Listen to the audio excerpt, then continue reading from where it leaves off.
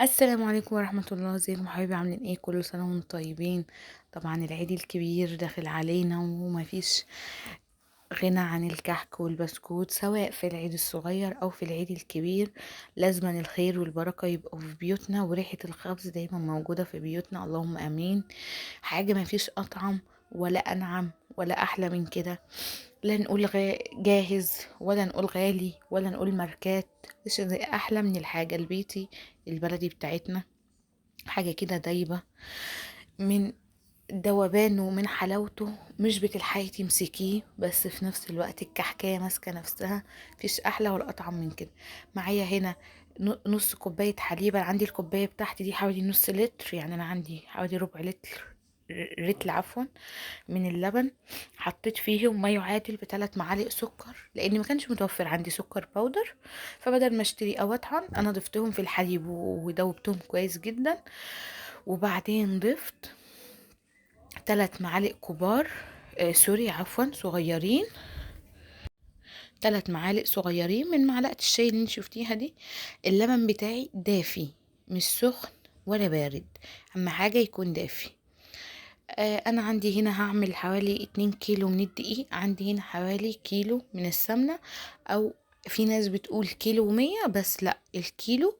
لان طبعا الكيلو الدقيق بياخد معايا نص سمنة. كيلو الدقيق بياخد نص سمنة.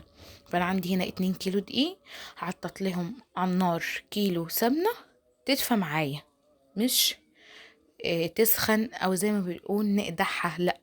علشان في نفس الوقت ما يبقاش حامي على الصدر او حامي على المعدة، وفي نفس الوقت علشان لو هيقعد عندك فترة طويلة على البارد مش بيطول. عندنا هنا 2 كيلو من الدقيق. لكل كيلو استخدمت له معلقتين من المحلب او ريحة الكحك، دي بتيجي من عند اي عطار. حطت لهم زي ما انت شايفة كده معلقة فانيليا وتخلي ريحتها حلوة جدا، ومعلقتين صغيرين من ريحة البرتقال برضو من عند العطار. مش حابة روايح براحتك، بس معانا المحلب او ريحة الكحك دي حاجة اساسية. عندي هنا السمنة بتاعتي كانت بادئة في السخونة او بادئة تقدح، شلتها من على النار ورفعتها. انا عندي السمسم بتاعي ني، حابة تستخدميه محمص براحتك، بس انا جبته ني. استخدمت 4 معالق كبار، لكل كيلو معلقتين من السمسم. ضفتهم على السمنة عشان هي سخنة، السمسم يطلع الرطوبة بتاعته، وفي نفس الوقت كده كده هيستوي ويتحمص معايا جوه السمنة لان السمنة سخنة. انما لو استخدمته محمص بيغمق ويمرر معايا. بضيفهم واحدة واحدة زي ما انت شايفة كده، وبمعلقة خشب او سباتيولا او بايدك لو تقدري تستحملي سخونية السمنة. وابدأ اقلبهم بس كده لحد ما السمنة تبدأ تختفي معايا، واتأكد من درجة حرارتها هقدر المسها بايدي. هنا بدأت ابسه. اهم خطوة البس. مش هنقول بقى جلافز او جوانتي، انتي بتعملي حاجة في بيتك، بتعملي حاجة لولادك براحتك، بتستخدمي امكانيات المتاحة عندك. عندك عجان مفيش مشكلة، بس البس. اهم حاجة تفضلي تبسي كويس جدا لحد ما العجينة تلاقيها في ملمس ايدك مدية على الكريمي. لو عندك بالعجان الخطوة دي ما تاخدش 5 دقايق. خطوات كتير وفيديو طويل، بس بتركات مهمة جدا. خلصت مرحلة البست بتاعتي، ودي زي ما انت شايفة بقى فرفط معايا ودخل في مرحلة الكريمي. ابدأ اضيف اللبن بالخميرة بتوعي. اضيفهم ما بعجنش في النواعم بتاعتي كلها، انا ما بعجنش. انا بطرف صباعي كده او في الكحك زي نظام البست كده، ما بعجنش. عشان كتر العجين بيخلي النواعم تعضم معايا، اللي هو تنشف وتبقى مش حلوة ومش ناعمة. انا هنا بدأت الم العجينة، لقيتها محتاجة معايا سوائل. بختبرها ازاي او اعرف ان العجينة محتاجة معايا سوائل ازاي؟ بعد ما الم العجينة كويس جدا زي ما انت شايفة كده، ابدأ اختبرها.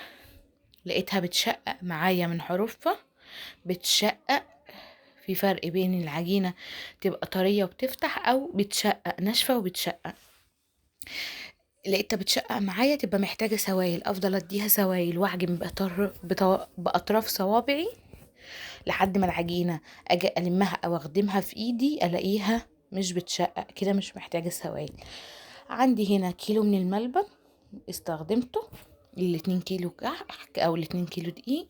حطيت عليه معلقة سمنة او معلقة زبدة، ده اختياري براحتك. في بولة بقى او في طبق فيه شوية سكر باودر او شوية دقيق المتاح عندك. ابدأ اعمله الحجم اللي انا حباه او الحجم اللي يناسبني. انا صراحة كنت في الاول بكبر، بس بعد كده لقيته بيخرج بره العجينة او انا مصغرة العجينة فصغرت. زي ما انت شايفة كده ابدأ اخدم العجينة في ايدي، وبعدين اخد حتة الملبن بتاعتي احشيها كويس جدا واخدمها برضو في ايدي، مش مبرومهاش كتير علشان الملبن ما يخرجش معايا. زي ما انت حابة بقى، منقاش، بصامة، الحاجات بتاعت الكحك البلاستيك بتاعت جدتي وجدتك دي.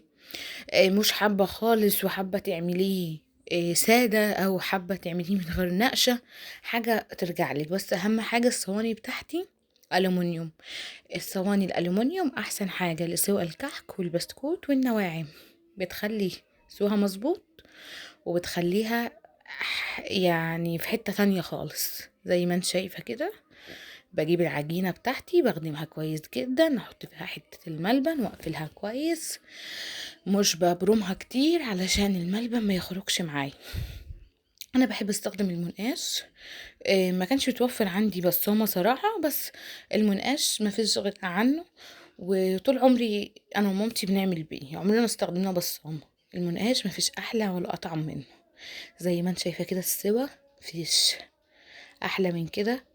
اللون الذهبي المظبوط اللي يطلع معاكي الكحكاية مظبوطة دايبة في بقك وماسكة نفسها.